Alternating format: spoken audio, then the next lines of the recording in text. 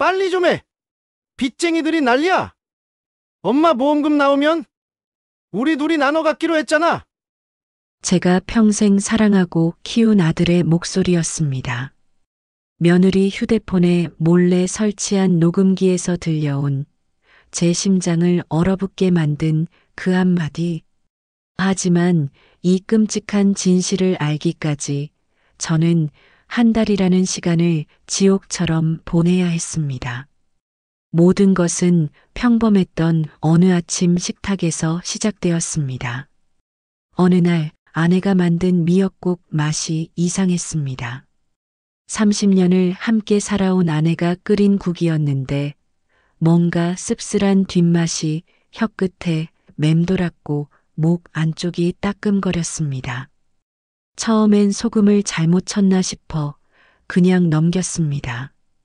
아내는 여전히 상냥한 미소로 밥을 더 떠주었고 며느리 수진이는 시어머니 옆에서 반찬을 정성스럽게 내오며 웃고 있었습니다.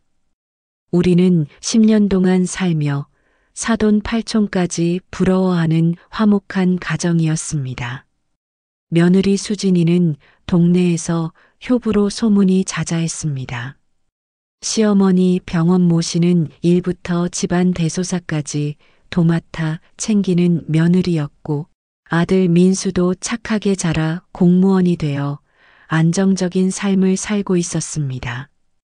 그런데 그날 아침부터 뭔가 잘못되기 시작했습니다.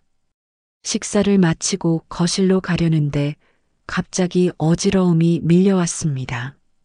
시야가 흐릿해지고 다리에 힘이 풀리며 온몸이 나른해졌습니다.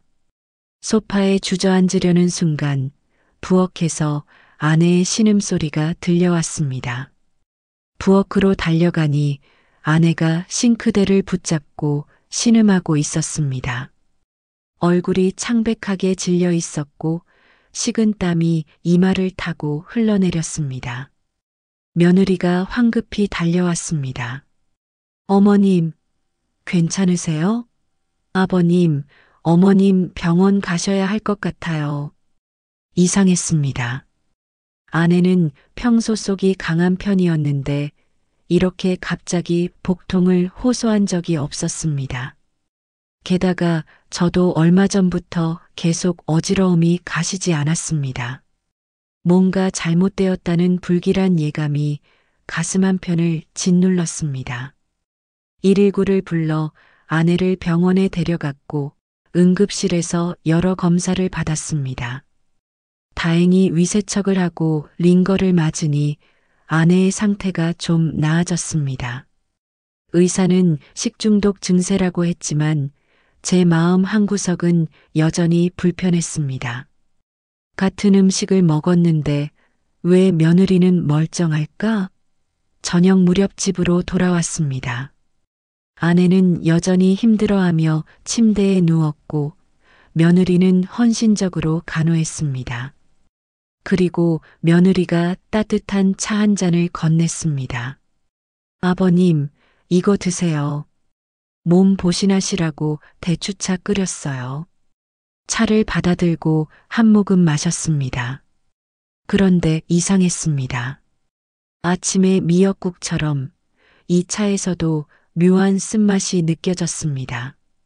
대추차가 원래 이런 맛이었나 싶어 며느리의 얼굴을 쳐다봤습니다. 며느리는 여전히 환한 미소를 띠고 있었지만 그 눈빛이 왠지 차갑게 느껴졌습니다. 이게 착각이길 바란다. 하지만 제 본능이 경고하고 있었습니다.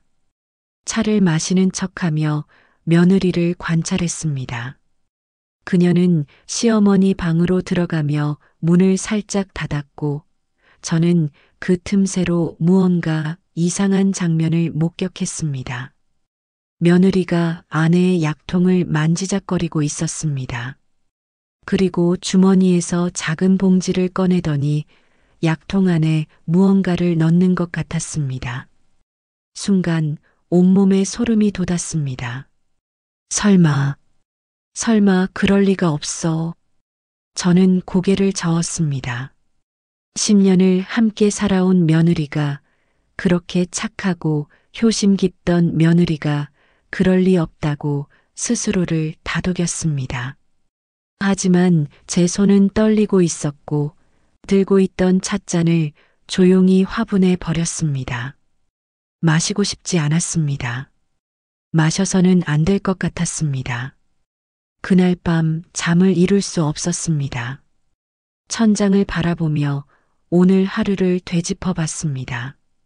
아침에 이상한 미역국 맛, 아내의 갑작스러운 복통, 제 어지러움, 쓴맛이 나던 대추차, 그리고 며느리가 약통을 만지던 그 섬뜩한 장면.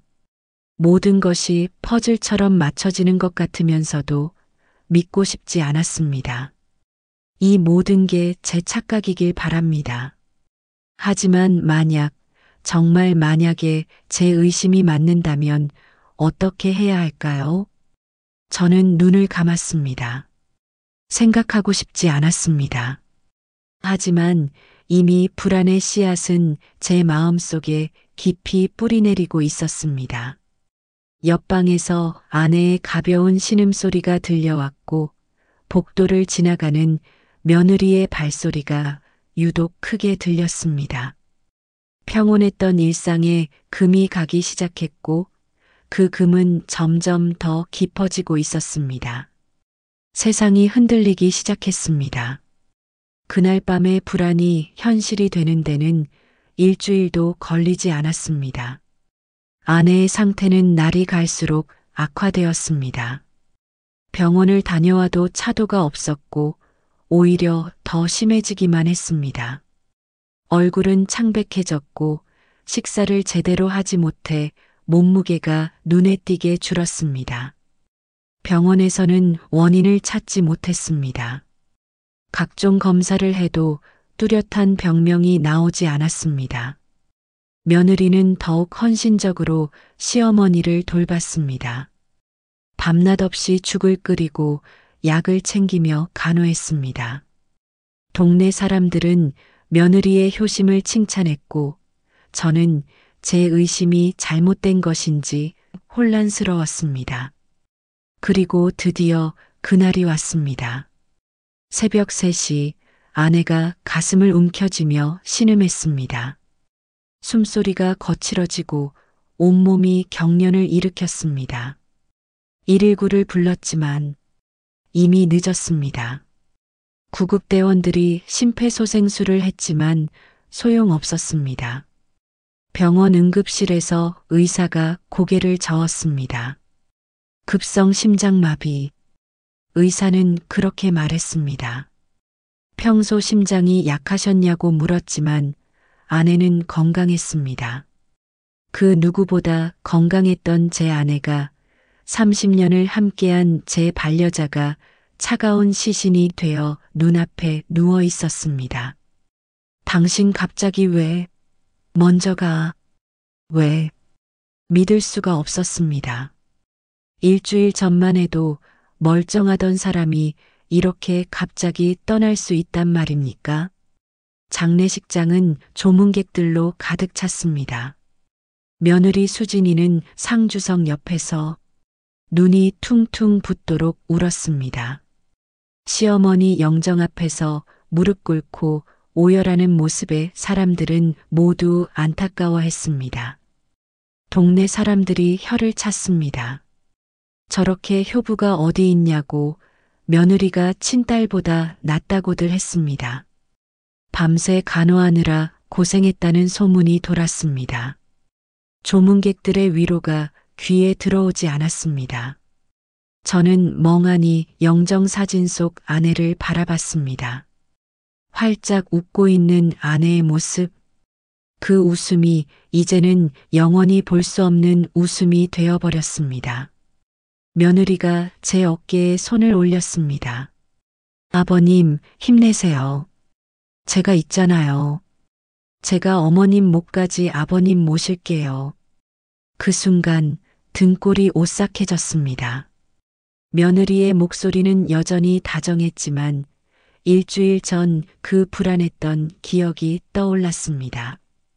이상했던 미역국 맛, 아내의 갑작스러운 복통, 며느리가 약통을 만지던 그 장면. 하지만 이건 제 착각일 수도 있습니다. 슬픔 때문에 이상한 생각을 하는 걸까요? 3일장을 치르는 동안 저는 혼란스러웠습니다. 며느리는 완벽한 상주 역할을 했습니다. 조문객들에게 인사하고 음식을 챙기고 눈물을 흘리며 시어머니를 그리워했습니다. 설마, 아니겠지. 장례를 마치고 집으로 돌아왔습니다. 빈집이 너무 커 보였습니다. 아내가 없는 집, 이제는 며느리와 둘이 살아야 하는 이 공간이 낯설고 두려웠습니다. 며느리는 피곤하다며 먼저 들어갔고 저는 아내 방을 정리하기 시작했습니다. 아내의 옷가지를 개고 화장대를 정리하고 서랍을 열었습니다. 그때 손에 뭔가 차갑고 작은 병이 만져졌습니다. 서랍 깊숙한 곳에 있던 작은 약병. 라벨도 없고 투명한 액체가 담긴 이상한 병이었습니다. 이게 뭐지? 아내가 먹던 약일까요? 하지만 아내는 평소 약을 거의 먹지 않았습니다. 병을 주머니에 넣고 더 찾아보았습니다. 아내의 수첩, 병원 진료 기록, 그리고 약 봉지들. 하나하나 살펴보다가 이상한 점을 발견했습니다. 아내가 마지막으로 받은 혈액 검사 결과지가 구겨져 있었습니다. 펼쳐보니 작은 글씨로 메모가 적혀 있었습니다. 미상의 독성 물질 검출 의심, 추가 정밀 검사 필요. 손이 떨렸습니다. 독성 물질? 이게 무슨 말입니까? 아내한테 독성 물질이 왜 검출됩니까? 머리가 하얘졌습니다. 그럼 아내는 병으로 죽은 게 아닐 수도 있다는 건가요? 누군가가, 설마, 아니야, 말도 안 돼. 하지만 일주일 전 그 이상한 징후들이 하나하나 떠올랐습니다. 쓴맛이 나던 미역국, 며느리만 멀쩡했던 것, 약통을 만지던 그 장면, 퍼즐 조각들이 맞춰지는 것 같으면서도 믿고 싶지 않았습니다. 이건 살인일 수도 있습니다. 그리고 만약 그렇다면 범인은 이 집 안에 있습니다. 온몸에 소름이 돋았습니다. 하지만 확신할 수 없습니다. 증거가 부족합니다. 이 약병이 정말 독극물인지 병원 기록의 메모가 정확한 건지 알 수 없습니다. 게다가 며느리라니 10년을 함께 살았던 며느리가 그럴 리 없습니다. 그렇게 믿고 싶었습니다. 하지만 만약에, 정말 만약에 제 의심이 맞는다면 다음은 제가 차례일 수도 있습니다. 등골이 서늘해졌습니다. 저도 아내처럼 천천히 아무도 모르게 독살당할 수도 있다는 공포가 밀려왔습니다. 손에 쥔 약병을 꽉 움켜쥐었습니다. 일단 이걸 안전한 곳에 숨겨야 합니다. 그리고 조심해야 합니다. 며느리가 주는 음식을 함부로 먹어서는 안 됩니다. 복도에서 발소리가 들렸습니다. 며느리가 나오는 소리였습니다. 저는 재빨리 서랍을 닫고 평온한 표정을 지으려 애썼습니다. 아버님, 아직도 정리하세요? 이제 그만 쉬세요.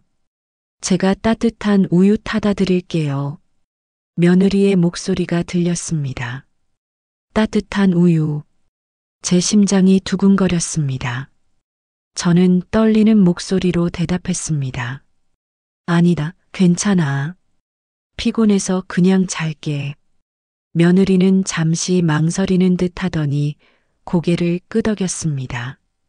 방문이 닫히고 저는 가슴을 쓸어내렸습니다.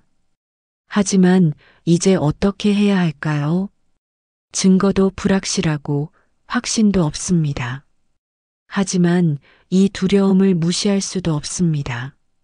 저는 약병을 옷장 깊숙한 곳에 숨기고 병원 기록을 베갯잎 사이에 넣어두었습니다. 잠을 이룰 수 없는 밤이었습니다. 살아남아야 한다. 증거를 찾아야 한다. 그날 이후 저는 결심했습니다. 의심만으로는 부족합니다. 확실한 증거가 필요합니다. 며느리가 부정할 수 없는, 경찰도 인정할 수밖에 없는 결정적인 증거를요. 하지만 그러려면 며느리를 속여야 했습니다. 제가 아무것도 모른다고, 여전히 그녀를 믿고 있다고 연기해야 했습니다. 다음 날 아침, 며느리가 아침상을 차렸습니다. 따뜻한 미역국과 반찬들이 정갈하게 놓여 있었습니다. 며느리는 환하게 웃으며 밥을 떠주었습니다. 아버님, 많이 드세요. 기운 차리셔야죠. 저는 고개를 끄덕이며 숟가락을 들었습니다. 국을 한 입 떠서 입에 넣었습니다. 순간 그 익숙한 쓴맛이 혀끝에 닿았습니다. 아내가 먹었던 그 국과 똑같은 맛이었습니다. 온몸에 소름이 돋았지만 표정 관리를 했습니다. 며느리가 지켜보고 있었습니다. 이 여자가 정말 국을 삼키는 척하며 입안에 머금고 있었습니다. 며느리가 부엌으로 들어가는 순간을 기다렸습니다. 그녀가 설거지를 시작하자마자 저는 재빨리 화장실로 달려갔습니다.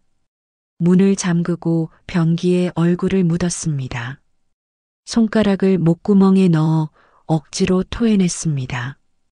쓴맛이 나는 국물이 쏟아져 나왔습니다. 물로 입을 여러 번 헹구고 숨을 고르며 거울을 봤습니다. 창백한 얼굴이 저를 바라보고 있었습니다. 매일 이렇게 해야 한다. 며느리가 주는 모든 음식을 먹는 척하고 토해내야 합니다. 들키지 않게 자연스럽게. 그날부터 제 하루는 연기의 연속이었습니다. 아침 식사 후 화장실에 가서 토하고, 점심 식사 후에도 토하고, 저녁 식사 후에도 토했습니다. 며느리가 건네는 차는 화분에 몰래 버렸고, 과일은 휴지에 싸서 주머니에 넣었다가 나중에 버렸습니다. 하지만 이것만으로는 부족했습니다. 결정적인 증거가 필요했습니다. 며느리가 실제로 음식에 독을 타는 장면을 잡아야 했습니다. 그래서 저는 인터넷으로 몰래 소형 카메라를 주문했습니다. 며느리가 장을 보러 간 사이 택배가 도착했고 저는 서둘러 주방 찬장 위쪽에 카메라를 설치했습니다. 손이 떨려서 2번이나 떨어뜨릴 뻔했습니다. 카메라 각도를 조정하고 녹화 버튼을 눌렀습니다. 싱크대와 가스레인지가 모두 보이는 완벽한 위치였습니다. 제발 찍혀라. 며느리가 돌아오기 전에 모든 걸 마쳤습니다. 평소처럼 거실 소파에 앉아 신문을 읽는 척했습니다. 며느리가 장바구니를 들고 들어왔습니다. 아버님, 저녁은 뭐 드시고 싶으세요? 아무거나 괜찮다. 내가 편한 대로 해라. 며느리는 부엌으로 들어가 저녁 준비를 시작했습니다. 저는 신문 너머로 그녀를 관찰했습니다.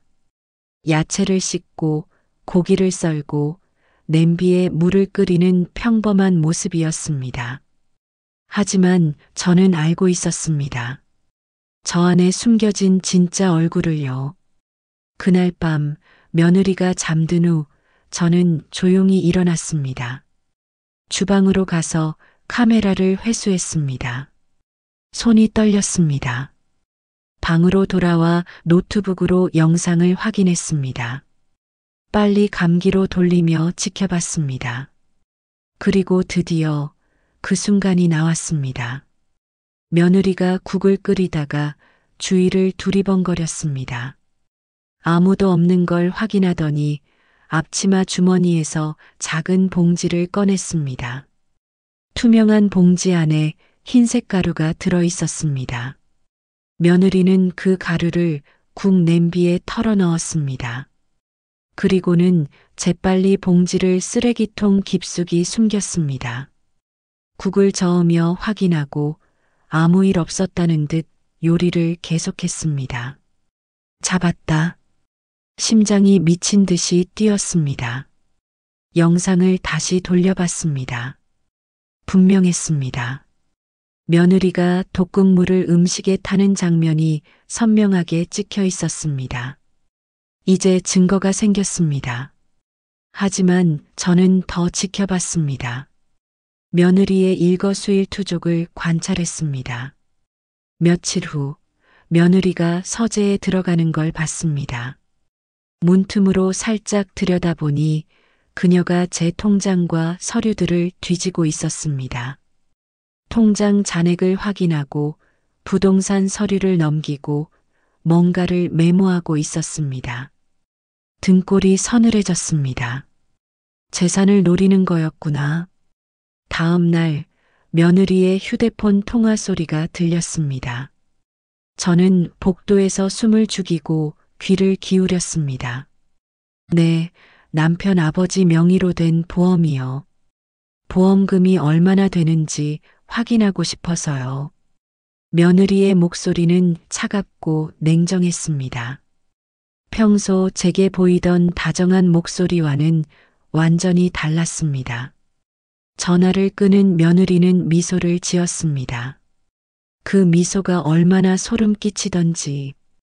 고지야, 조금만 더 기다리면 돼. 며느리가 혼잣말로 중얼거렸습니다. 저는 재빨리 방으로 돌아와 문을 닫았습니다. 온몸이 떨렸습니다. 모든 퍼즐이 맞춰지고 있었습니다. 며느리는 아내를 죽였고 이제 저까지 죽여서 보험금과 재산을 가로채려는 것이었습니다.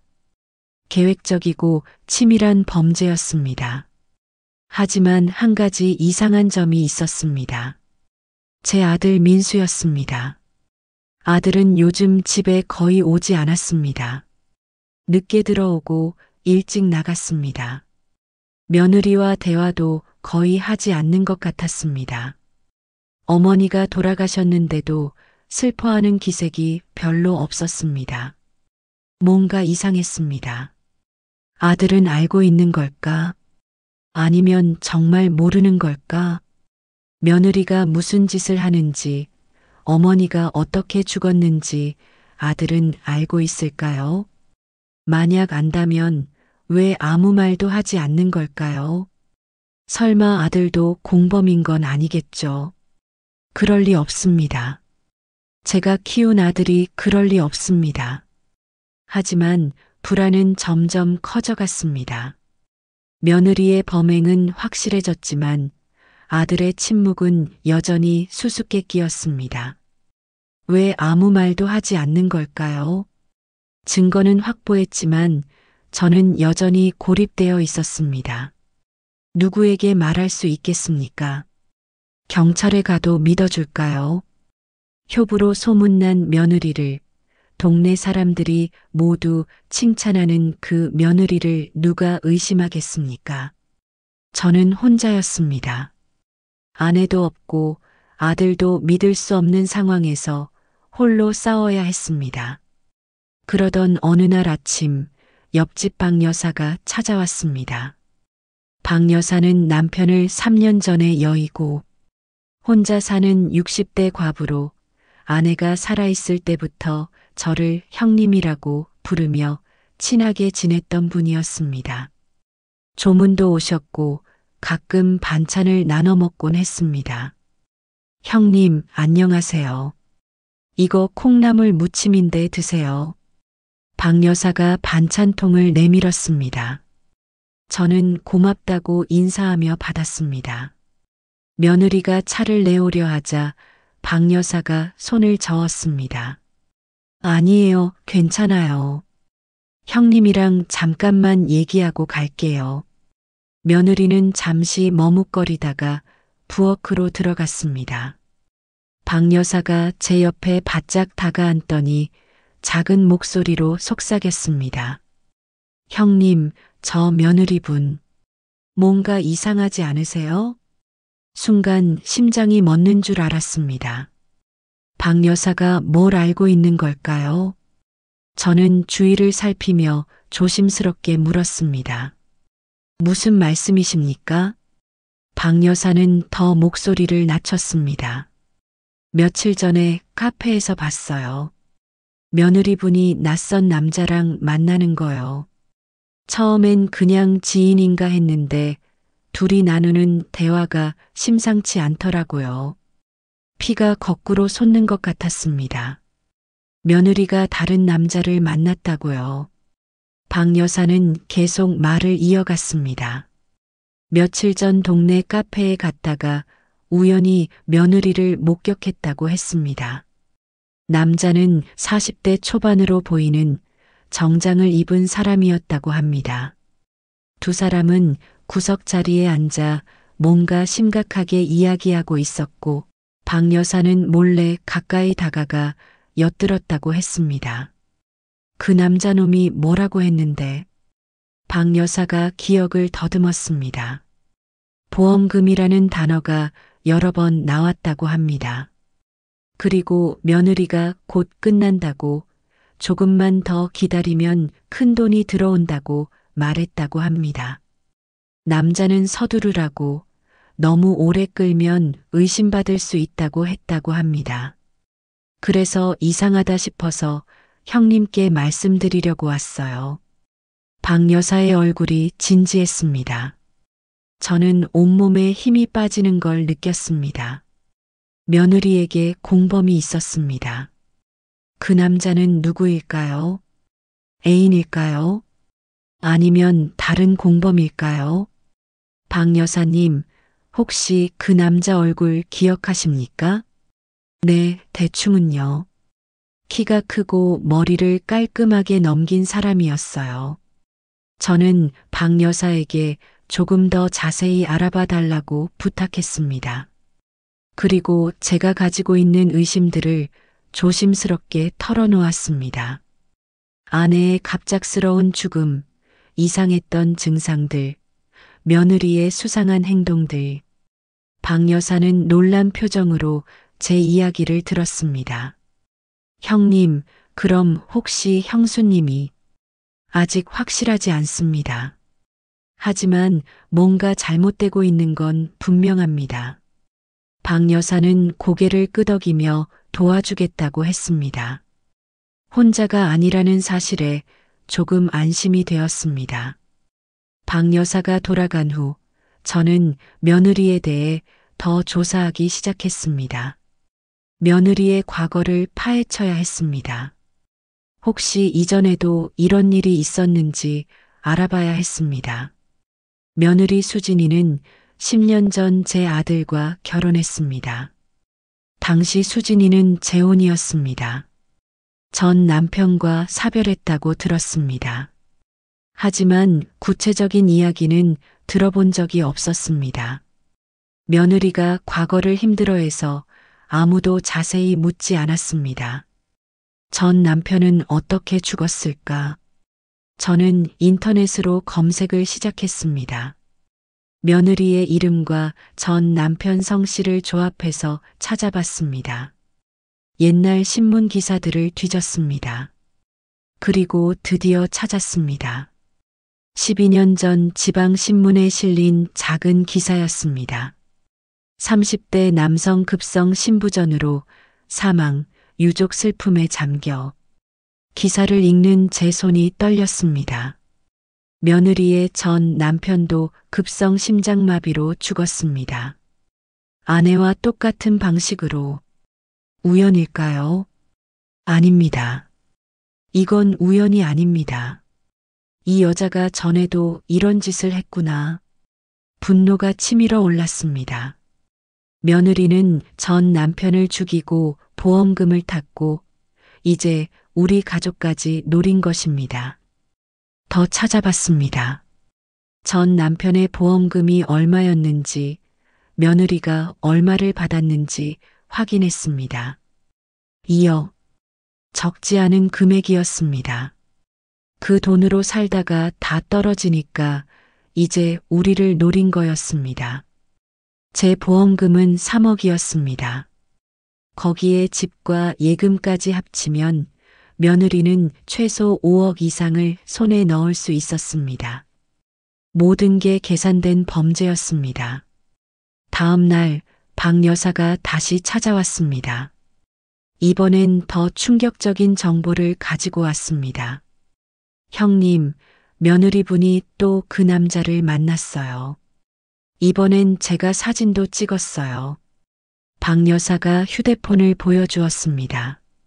화면에는 며느리와 낯선 남자가 식당에서 마주 앉아 있는 사진이 찍혀 있었습니다.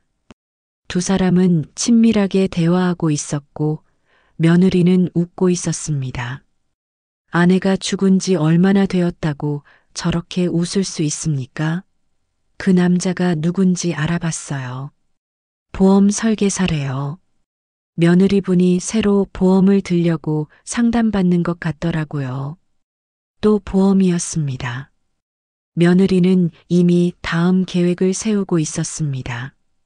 저를 죽이고 보험금을 탄 후 재혼할 생각인 것 같았습니다. 아니면 그 남자도 공범일 수도 있었습니다. 박 여사님, 정말 고맙습니다. 이 정보가 큰 도움이 됩니다. 박 여사는 제 손을 꽉 잡았습니다. 형님, 조심하세요. 위험해 보여요. 혹시 모르니 제 번호 저장해 두세요. 언제든 연락하세요. 혼자가 아니라는 게 얼마나 든든한지 몰랐습니다. 하지만 동시에 새로운 의문이 생겼습니다. 제 아들 민수는 정말 이 모든 걸 모르는 걸까요? 아내가 죽었는데도 슬퍼하지 않고 집에도 거의 오지 않고 며느리와도 대화를 하지 않는 아들. 뭔가 이상했습니다. 혹시 아들도 알고 있는 건 아닐까요?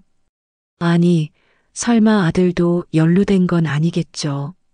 하지만 그날 밤 제 예상치 못한 진실이 드러나게 됩니다. 박 여사의 도움으로 며느리에 대한 정보는 계속 쌓여갔습니다. 하지만 여전히 한 가지 의문이 풀리지 않았습니다. 제 아들 민수였습니다. 아들은 요즘 더욱 이상해졌습니다. 집에는 거의 오지 않고 와도 방에만 틀어박혀 있었습니다. 어머니 제사도 대충 지내고 저와는 눈도 제대로 마주치지 않았습니다. 뭔가 숨기고 있는 것 같았습니다. 혹시 아들도 알고 있는 건 아닐까? 그 생각이 머리를 떠나지 않았습니다. 설마 제가 키운 아들이 어머니를 죽인 범죄에 연루되어 있을 리 없습니다. 하지만 의심은 점점 커져만 갔습니다. 확인해야 했습니다. 아들이 정말 무관한지 아니면 뭔가 알고 있는지 반드시 확인해야 했습니다. 그래서 저는 결심했습니다. 며느리 휴대폰에 녹음기를 설치하기로요. 인터넷으로 초소형 녹음기를 주문했습니다. 며느리가 외출한 사이 택배를 받았고 며느리 방으로 들어갔습니다. 손이 떨렸습니다. 들키면 끝장입니다. 며느리 가방을 뒤져 휴대폰 케이스 안쪽에 녹음기를 조심스럽게 부착했습니다. 너무 작아서 눈치채기 힘들 것입니다. 녹음 버튼을 누르고 다시 가방에 넣어두었습니다. 제발 아무것도 나오지 마라.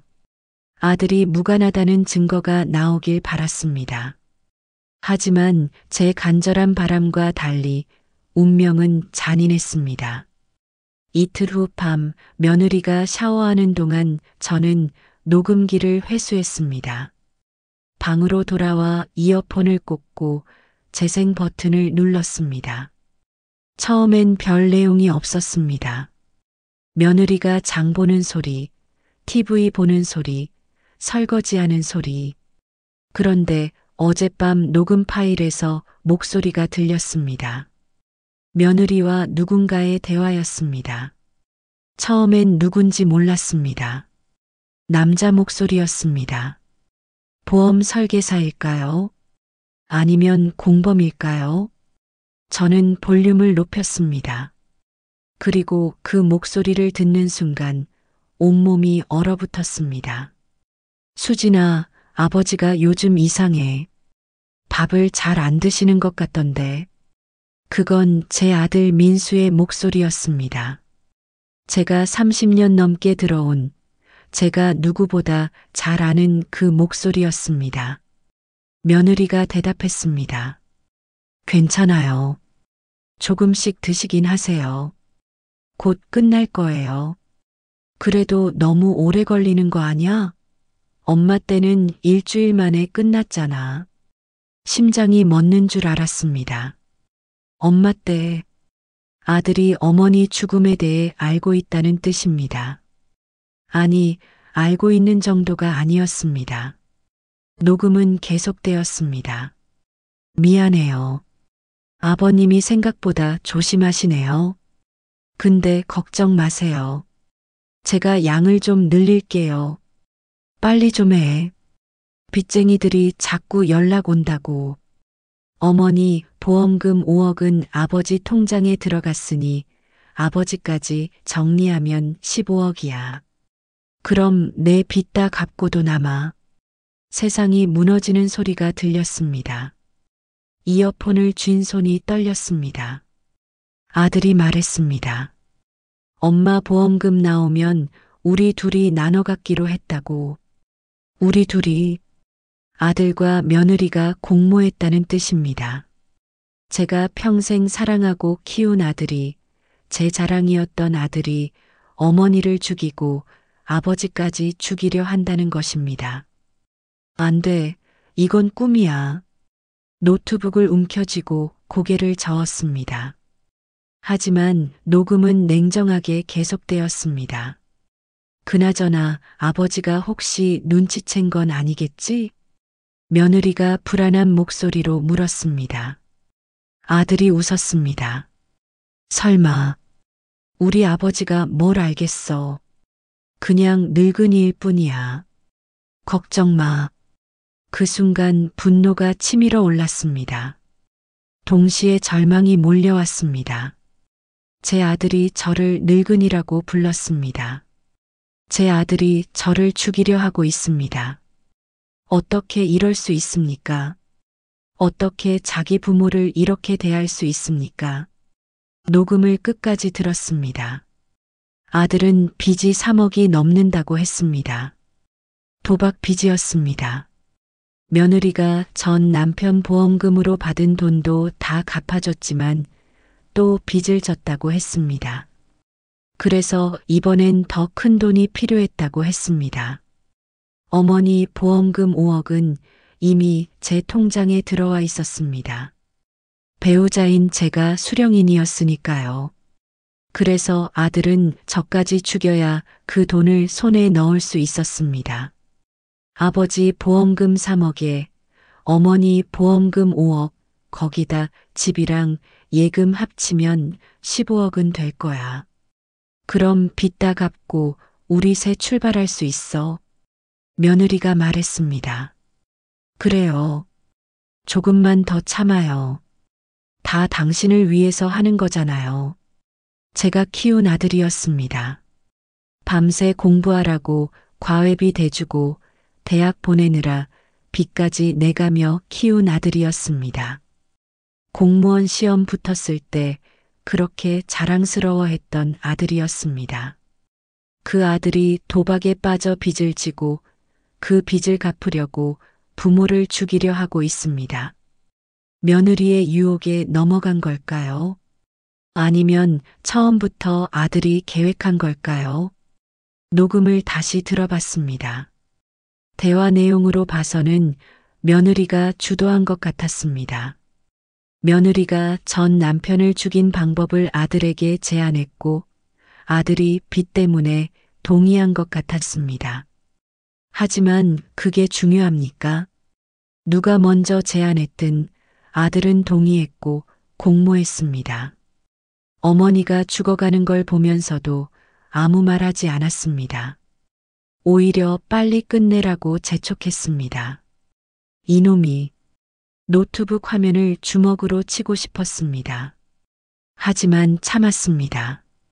소리내면 며느리가 들을 것입니다. 눈물이 흘러내렸습니다. 분노의 눈물인지 슬픔의 눈물인지 알 수 없었습니다. 아내를 잃은 슬픔보다 더 큰 고통이었습니다. 자식에게 배신당한다는 것이 이렇게 아픈 일인 줄 몰랐습니다. 녹음 파일을 USB에 복사했습니다. 손이 떨려서 몇 번이나 실패했습니다. 이제 모든 증거가 갖춰졌습니다. CCTV 영상, 병원 기록, 그리고 이 결정적인 녹음 파일. 며느리와 아들이 부정할 수 없는 증거들입니다. 하지만 이 증거를 가지고 무엇을 해야 할까요? 경찰에 신고하면 두 사람 모두 감옥에 갈 것입니다. 며느리는 상관없습니다. 하지만 아들도 함께 잡혀가야 합니다.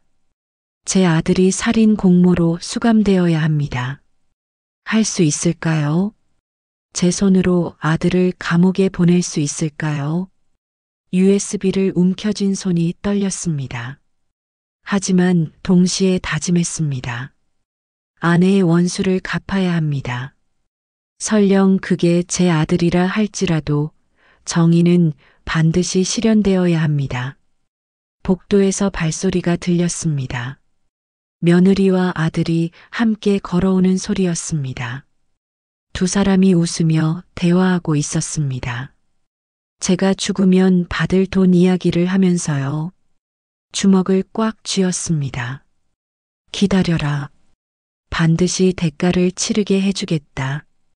아무도 믿을 수 없다. 며느리도 적이고 아들도 적입니다.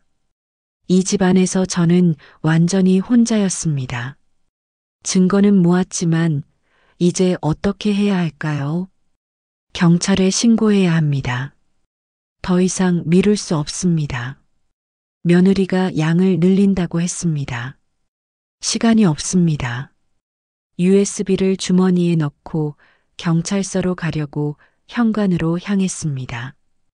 그때였습니다. 문이 열리며 며느리가 들어왔습니다. 장을 보고 온 모양이었습니다. 며느리가 저를 보더니 미소를 지었습니다. 문제는 그 미소가 예전과 달랐다는 점입니다. 뭔가 차갑고 날카로운 느낌이었습니다. 아버님, 어디 가세요? 아, 그냥 산책 좀 하려고. 며느리는 장바구니를 내려놓고 제 앞을 막아섰습니다. 요즘 날씨가 추운데 괜찮으세요? 감기 걸리시면 안 되는데. 들어가세요. 제가 따뜻한 차 끓여드릴게요. 며느리의 목소리는 여전히 다정했지만 눈빛은 달랐습니다. 차갑게 식어 있었습니다. 뭔가 이상했습니다. 며느리가 저를 관찰하고 있다는 느낌이 들었습니다. 혹시 눈치챈 걸까요? 제가 알고 있다는 걸 며느리도 알아챈 걸까요? 등골이 오싹해졌습니다. 아니다, 괜찮아. 그냥 방에 있을게. 방으로 돌아와 문을 닫았습니다. 심장이 미친 듯이 뛰었습니다. 위험합니다. 뭔가 잘못되고 있습니다. 경찰서에 가야 하는데 며느리가 계속 감시하고 있습니다. 휴대폰을 꺼내 112에 전화하려고 했습니다. 막상 번호를 누르려니 망설여졌습니다. 전화로 신고하면 며느리가 들을 수도 있습니다. 직접 가는 게 안전합니다. 그날 저녁 상황은 더 악화되었습니다. 며느리가 저녁상을 차렸습니다. 평소보다 더 정성스럽게 차린 밥상이었습니다. 고기도 굽고 나물도 무치고 국도 끓였습니다. 며느리가 환하게 웃으며 밥을 떠주었습니다. 아버님, 많이 드세요. 요즘 입맛이 없으신 것 같아서 특별히 준비했어요. 입맛이 없다는 걸 눈치챘다는 뜻입니다. 제가 음식을 제대로 먹지 않는다는 걸 알고 있다는 뜻입니다. 손이 떨렸습니다. 숟가락을 들고 밥을 한 입 떴습니다. 입에 넣는 순간 그 쓴맛이 느껴졌습니다. 평소보다 더 강한 쓴맛이었습니다. 양을 늘렸다는 며느리의 말이 떠올랐습니다. 삼켜야 할까, 뱉어야 할까? 며느리가 지켜보고 있었기에 저는 억지로 삼켰습니다. 목구멍을 타고 넘어가는 그 음식이 독처럼 느껴졌습니다. 몇 술 더 먹는 척하며 며느리를 관찰했습니다. 며느리는 제 맞은편에 앉아 저를 유심히 지켜보고 있었습니다. 평소에는 부엌에서 설거지를 하거나 TV를 봤는데 오늘은 계속 저를 쳐다보고 있었습니다. 아버님, 국도 드세요. 오늘 특별히 사골로 끓였어요. 며느리가 국그릇을 밀어주었습니다. 저는 국을 한 숟가락 떠서 마셨습니다. 역시 쓴맛이 강했습니다. 몇 술 더 먹고 배가 아프다며 화장실에 갔습니다. 문을 잠그고 변기에 얼굴을 묻었습니다. 손가락을 목구멍에 넣어 토해냈습니다. 그런데 문 밖에서 인기척이 느껴졌습니다. 며느리가 화장실 문 앞에 서 있는 것 같았습니다. 확인하고 있구나. 제가 정말로 먹었는지 토하지 않는지 확인하려는 것입니다. 저는 재빨리 변기 물을 내리고 세면대에서 물을 틀었습니다. 입을 헹구고 거울을 봤습니다. 창백한 얼굴이 저를 바라보고 있었습니다. 문을 열고 나오니 며느리가 복도에 서 있었습니다. 아버님, 괜찮으세요? 얼굴이 안 좋아 보이는데. 아니야, 괜찮아. 그냥 좀 피곤해서. 며느리는 제 얼굴을 유심히 살피더니 방으로 돌아갔습니다. 문제는 그날 밤부터였습니다. 며느리는 계속 제 방 앞을 서성였습니다. 발소리가 들렸다가 사라지고 다시 들렸다가 사라졌습니다. 감시하고 있었습니다. 완전히 감시당하고 있었습니다. 다음 날 아침 저는 박 여사에게 연락하기로 했습니다. 도움이 필요했습니다. 혼자서는 안 됩니다. 며느리의 감시망을 뚫고 경찰서에 가려면 누군가의 도움이 필요했습니다. 휴대폰을 꺼내 박 여사에게 전화를 걸었습니다. 신호음이 길게 울렸습니다. 이상하게도 받지 않았습니다. 다시 걸었습니다. 여전히 받지 않았습니다. 문자를 보냈습니다. 급합니다. 도와주세요. 답장이 오지 않았습니다. 왜 연락이 안 되지? 불안이 엄습했습니다. 박 여사는 항상 전화를 잘 받는 분이었습니다. 혹시 무슨 일이 생긴 걸까요? 아니면 며느리가 뭔가 한 걸까요? 상상만 해도 끔찍했습니다. 오후가 되어도 박 여사에게 연락이 닿지 않았습니다. 저는 직접 옆집으로 가보기로 했습니다. 현관문을 나서려는데 며느리가 나타났습니다. 아버님, 또 어디 가세요? 옆집 좀 다녀올게. 옆집이요? 박 여사님 댁이요? 아, 박 여사님은 어제 친정에 가셨대요. 며칠 계실 거래요. 며느리가 환하게 웃으며 말했습니다. 그 웃음이 소름 끼쳤습니다. 박 여사가 친정에 갔다고요. 아무 말도 없이요. 거짓말입니다. 분명 거짓말입니다. 박 여사는 친정 식구가 없습니다. 예전에 들었습니다. 부모님도 돌아가시고 형제도 없다고 했습니다. 며느리가 거짓말을 하고 있습니다. 박 여사에게 무슨 일이 생긴 걸까요? 아니면 며느리가 박 여사를 어떻게 한 걸까요? 온몸이 얼어붙었습니다. 이제 완전히 고립되었습니다. 유일한 조력자였던 박 여사와 연락이 끊겼습니다. 집안에는 저를 죽이려는 며느리와 아들뿐입니다. 경찰서에 가려고 해도 며느리가 감시하고 있습니다. 전화로 신고하자니 며느리가 들을 것 같습니다. 어떻게 해야 하나? USB를 꺼내 들여다봤습니다. 이 안에 모든 증거가 들어 있습니다. 문제는 이걸 경찰에 전달할 방법이 없다는 점입니다. 창문 밖을 내다봤습니다. 박 여사 집 불이 꺼져 있었습니다. 정말 어디 간 걸까요? 아니면 집 안에 있는 걸까요? 상상하기 싫었습니다. 그날 밤 잠을 이룰 수 없었습니다. 문 밖에서 계속 인기척이 들렸습니다. 며느리와 아들이 뭔가 속삭이는 소리가 들렸습니다. 내일이면 끝난다는 말이 희미하게 들렸습니다. 내일 뭐가 끝난다는 거지? 혹시 내일 저를 죽이려는 걸까요? 시간이 없습니다. 내일 아침이 오기 전에 뭔가 해야 합니다. 방법이 없었습니다. 완전히 포위당했습니다. 고립되었습니다. USB를 꽉 움켜쥐고 천장을 바라봤습니다. 이대로 죽을 수는 없습니다. 반드시 살아남아야 합니다.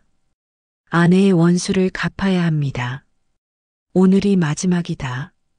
새벽부터 마음을 굳게 먹었습니다. 더 이상 도망칠 수도 숨을 수도 없습니다. 며느리와 아들은 오늘 저를 죽일 생각입니다. 내일이면 끝난다는 말을 들었습니다. 그렇다면 선수를 쳐야 합니다. 이쪽에서 먼저 끝내야 합니다. 아침 일찍 경찰서에 전화를 걸었습니다. 목소리를 낮춰 상황을 설명했습니다. 살인 미수 신고입니다. 증거가 있으니 오늘 저녁 7시에 집으로 와달라고 했습니다. 경찰은 알겠다고 했습니다. 이제 준비는 끝났습니다. 오후가 되자 며느리가 저녁 준비를 시작했습니다. 평소보다 훨씬 정성스럽게 음식을 차렸습니다. 갈비찜, 잡채, 전, 나물, 국까지 마치 명절 상차림 같았습니다. 며느리의 얼굴에는 미소가 가득했습니다. 오늘이 마지막이라고 생각하는 것 같았습니다. 아들 민수도 일찍 퇴근했습니다. 평소에는 늦게 들어오는데 오늘은 6시에 집에 왔습니다. 가족이 모두 모인 저녁 식사 얼마 만인가요? 아내가 살아있을 때 이후로 처음입니다. 식탁에 둘러앉았습니다. 며느리가 환하게 웃으며 밥을 떠주었습니다. 아들도 웃고 있었습니다. 두 사람 모두 연기를 하고 있었습니다. 저 역시 연기를 했습니다. 평온한 표정을 지으며 숟가락을 들었습니다. 주머니 속 녹음기 버튼을 몰래 눌렀습니다. 이제부터 나오는 모든 대화가 녹음될 것입니다. 아버님, 오늘 음식 맛있죠? 특별히 정성껏 준비했어요. 며느리가 다정하게 말했습니다. 저는 고개를 끄덕였습니다. 갈비찜을 한 점 집어 입에 넣었습니다. 역시 그 쓴맛이 느껴졌습니다. 씹다가 휴지에 몰래 뱉어냈습니다. 며느리가 부엌으로 가는 틈을 타서요. 국도 한 숟가락 떠서 마시는 척했습니다. 입안에 머금고 있다가 역시 휴지에 뱉었습니다. 시간이 흘렀습니다. 6시 50분. 경찰이 곧 도착할 것입니다.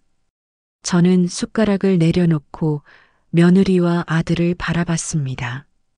두 사람은 여전히 웃고 있었습니다. 제가 독이 든 음식을 먹고 곧 쓰러질 거라고 기대하면서요. 심장이 두근거렸습니다. 이제 끝을 내야 합니다. 이 밥에 뭐가 들어있지? 제가 조용히 물었습니다. 순간 식탁이 얼어붙었습니다. 며느리의 얼굴에서 미소가 사라졌습니다. 아들도 굳어졌습니다. 젓가락을 든 채로 움직이지 않았습니다. 아버님, 무슨 말씀이세요? 며느리가 떨리는 목소리로 물었습니다. 저는 주머니에서 USB를 꺼내 식탁 위에 놓았습니다. 그리고 병원 기록을 펼쳤습니다. 아내의 혈액 검사 결과지, 독성 물질 검출 기록. 며느리의 얼굴이 창백해졌습니다. 이게 뭔지 알지? 내 어머니 혈액에서 검출된 독성 물질 기록이야. 아들이 자리에서 일어나려 했습니다. 제가 손을 들어 막았습니다. 앉아. 아직 끝나지 않았어. 노트북을 꺼내 CCTV 영상을 재생했습니다. 며느리가 주방에서 흰색 가루를 국에 타는 장면이 선명하게 나왔습니다. 며느리는 입술을 깨물었습니다. 손이 떨리고 있었습니다. 이건 며느리가 변명하려 했습니다. 저는 녹음 파일을 재생했습니다. 스피커에서 며느리와 아들의 대화 소리가 흘러나왔습니다. 처음엔 보험금 이야기, 15억 이야기가 나왔습니다. 며느리의 얼굴이 점점 창백해졌습니다. 그런데 녹음은 거기서 끝나지 않았습니다. 며칠 전 녹음된 또 다른 대화가 재생되었습니다. 아들의 목소리가 냉정하게 울려 퍼졌습니다. 수진아, 내가 12년 전에 전 남편 죽인 거 다 알아. 급성 신부전이라고 했지만 실제로는 독살이었잖아. 보험금 2억 타먹고. 며느리의 비명소리가 들렸습니다.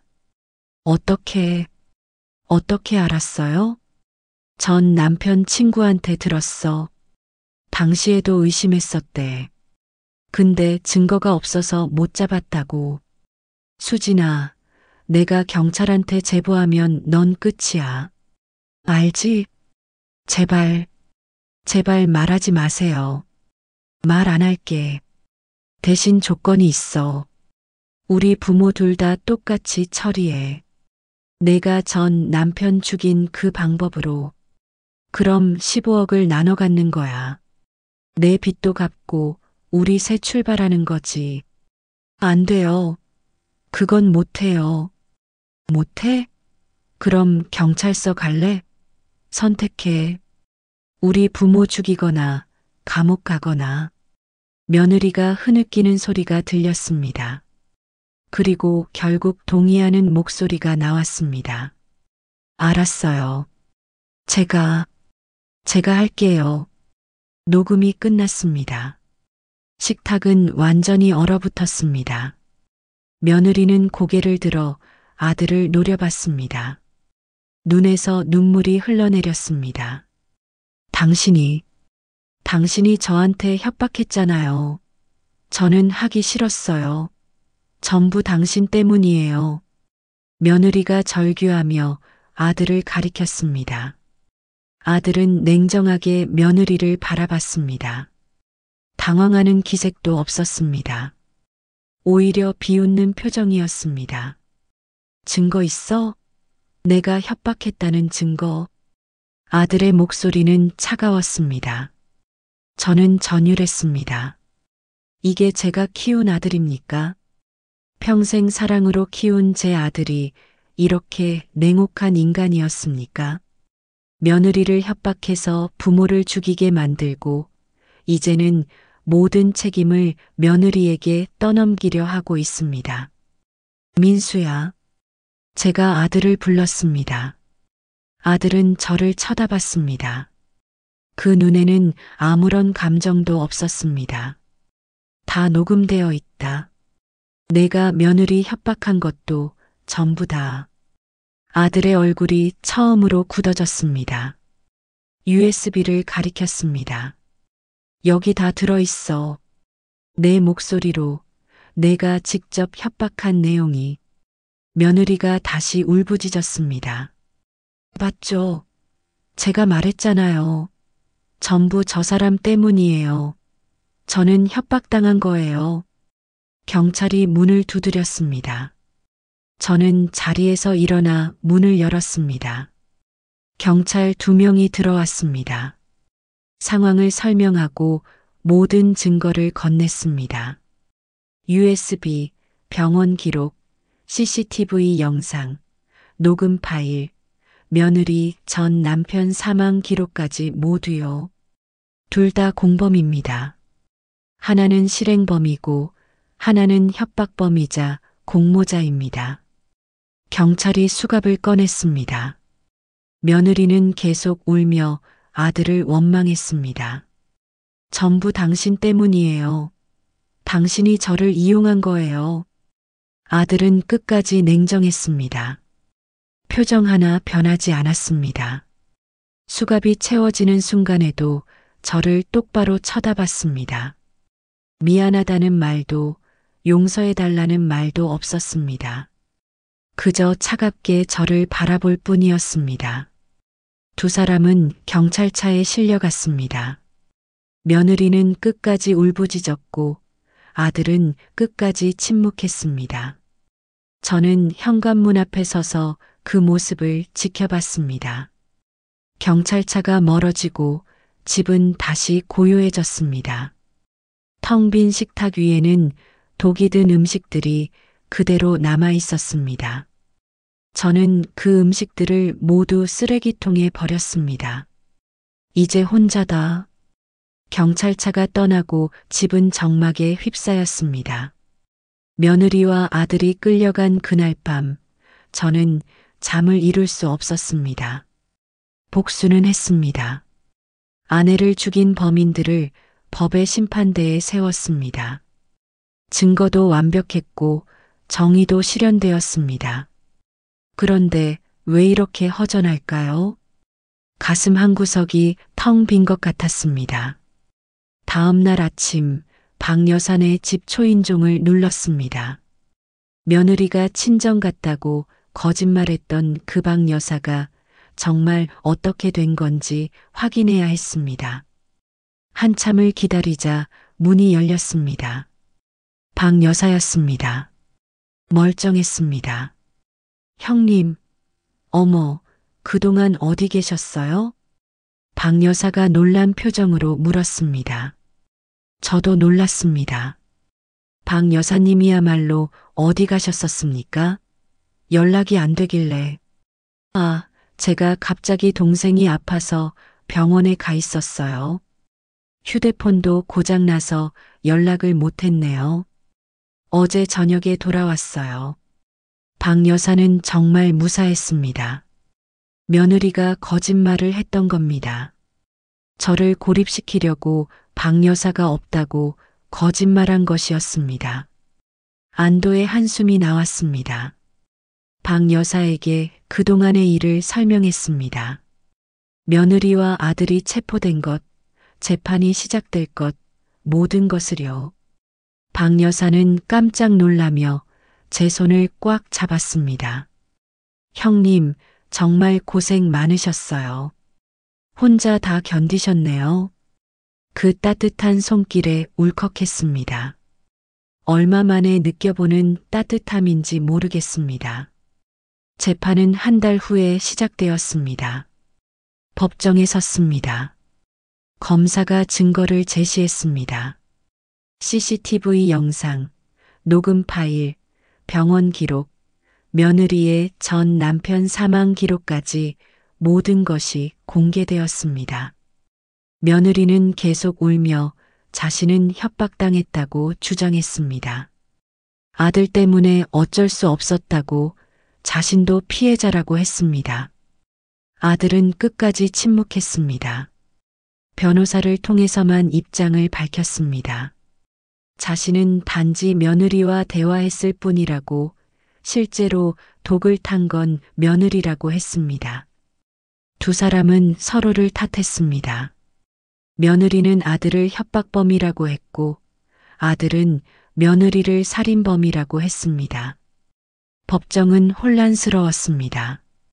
판사가 녹음 파일을 다시 들었습니다. 아들이 며느리를 협박하는 목소리가 법정에 울려 퍼졌습니다. 명백한 협박이었고 살인 교사였습니다. 판결이 나왔습니다. 며느리는 살인죄와 살인 미수로 징역 25년, 아들은 살인 교사와 공모로 징역 20년. 두 사람 모두 법정 최고형에 가까운 형량을 받았습니다. 판사는 말했습니다. 가족을 대상으로 한 계획적 범죄이며 특히 피고인 아들은 자신의 어머니와 아버지를 살해하려 한 패륜 행위라고 용납할 수 없다고 했습니다. 며느리는 법정에서 울부짖었습니다. 아들은 여전히 무표정했습니다. 제 쪽을 한 번도 쳐다보지 않았습니다. 재판이 끝나고 집으로 돌아왔습니다. 텅 빈 집이었습니다. 아내도 없고 아들도 없고 며느리도 없었습니다. 저 혼자만 남았습니다. 거실벽에 걸린 아내의 사진을 바라봤습니다. 환하게 웃고 있는 아내의 모습. 저는 사진 앞에 앉았습니다. 여보, 복수는 했소. 당신을 죽인 놈들 다 잡았소. 목소리가 떨렸습니다. 눈물이 흘러내렸습니다. 근데 여보, 나는 어떻게 살아야 하오? 당신도 없고 아들도 잃었는데. 한참을 울었습니다. 복수는 했지만 행복하지 않았습니다. 정의는 실현되었지만 마음은 공허했습니다. 이긴 것 같지만 모든 걸 잃은 기분이었습니다. 며칠이 지났습니다. 교도소에서 면회 신청이 왔습니다. 아들이었습니다. 면회를 오라고 했습니다. 편지도 함께 왔습니다. 짧은 편지였습니다. 아빠, 미안합니다. 한 번만 얼굴 보게 해주세요. 그게 전부였습니다. 가야 할까요? 말아야 할까요? 며칠을 고민했습니다. 그놈의 얼굴을 보면 또 화가 날 것 같았습니다. 어머니를 죽이고 아버지까지 죽이려 한 놈. 용서할 수 없습니다. 편지를 찢어버렸습니다. 가지 않기로 했습니다. 어느 날 아침 문 앞에 뭔가 놓여 있었습니다. 미역국이었습니다. 따뜻한 김이 모락모락 나는 국이었습니다. 옆에 쪽지가 붙어 있었습니다. 형님, 혼자 사시지 마시고 가끔 저희 집에 오세요. 밥이라도 같이 먹어요. 박 여사의 글씨였습니다. 국그릇을 들고 집 안으로 들어왔습니다. 식탁에 앉아 국 뚜껑을 열었습니다. 미역국 냄새가 났습니다. 아내가 끓여주던 그 냄새였습니다. 한 숟가락 떠서 입에 넣었습니다. 따뜻했습니다. 쓴맛이 나지 않았습니다. 그냥 평범한 미역국 맛이었습니다. 눈물이 또 흘러내렸습니다. 살아야 합니다. 아내는 떠났지만 아들은 잃었지만 저는 살아야 합니다. 이게 아내가 원하는 것일 겁니다. 저 혼자 남아 슬퍼하는 게 아니라 다시 일어서서 사는 것. 그게 진짜 복수일지도 모릅니다. 창문 밖으로 아침 햇살이 들어왔습니다. 새로운 아침이었습니다. 용서는 아직 이릅니다. 아들을 용서할 수 없습니다. 며느리도 용서할 수 없습니다. 그런데 살아야 한다는 건 압니다. 박 여사의 쪽지를 다시 읽었습니다. 혼자 사시지 말라고 했습니다. 가끔 밥 먹으러 오라고 했습니다. 고맙습니다. 정말 고맙습니다. 미역국을 다 먹었습니다. 그릇을 씻고 옷을 갈아입었습니다. 오랜만에 밖으로 나갔습니다. 햇살이 따뜻했습니다. 박 여사의 초인종을 눌렀습니다. 문이 열렸습니다. 형님, 어서 오세요. 아침 드셨어요? 박 여사가 환하게 웃었습니다. 저도 오랜만에 미소를 지었습니다. 집으로 들어갔습니다. 밥상이 차려져 있었습니다. 독이 들지 않은 따뜻한 밥상이었습니다. 이제 혼자가 아닙니다. 제 이야기를 끝까지 들어주셔서 감사합니다. 혹시 여러분 주변에도 이상한 일이 일어나고 있다면 절대 혼자 견디지 마시고 누군가에게 도움을 청하세요. 이 채널이 도움이 되셨다면 구독과 좋아요로 응원해 주시면 감사하겠습니다. 알림 설정을 켜두시면 비슷한 이야기들을 가장 먼저 만나보실 수 있습니다.